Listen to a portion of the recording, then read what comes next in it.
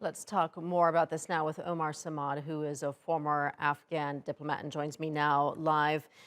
What is the reality facing most Afghans, especially as we go into winter?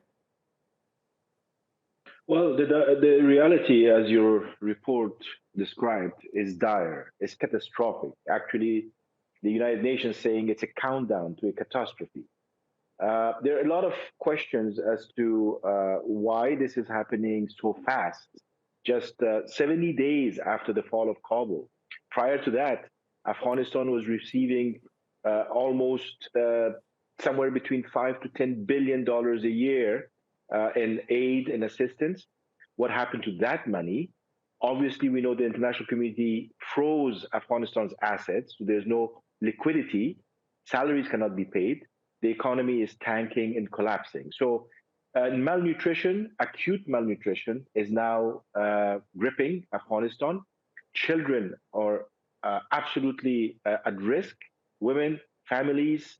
It's a very serious situation that needs to be handled as soon as possible without any delay.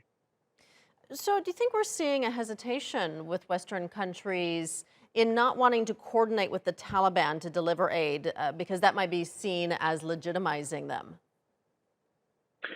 Obviously, there is a certain amount of hesitation or politicking, if you want to call it, or maybe something that they're using this leverage to force the Taliban to deliver on other fronts, political, security, and others.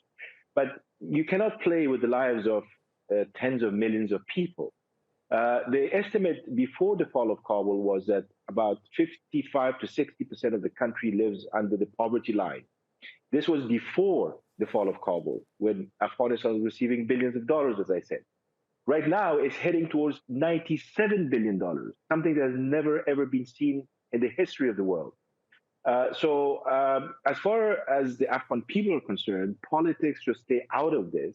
It should be about a humanitarian campaign. Already $1.2 billion have been allocated to the UN through fundraising that took place. We don't know exactly what's happening with that money, how fast it's moving, what it's doing, and why is it not feeding the Afghans before the onset of winter.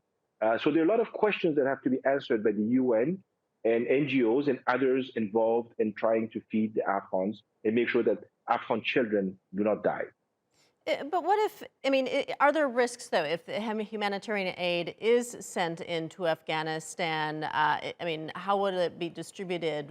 Is the Taliban even capable of distributing it to its people? Doesn't really have to go through the Taliban. Obviously, the Taliban have their own networks and they have their own system, and whether we like it or not, they are there. At least they say and claim that they provide some kind of safety and security. But what is important is for all these NGOs and all these different organizations, including the United Nations agencies that are on the ground now, to do their work.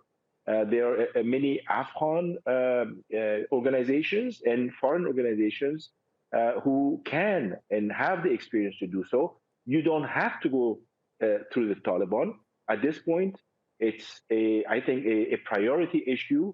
And again, we need to put aside the politics and we need to focus on millions of Afghans. And we need to make sure that the money that has been allocated or donated gets to the Afghan people. All right, we'll leave it there. Omar Samad joining us from Washington, D.C. Thank you.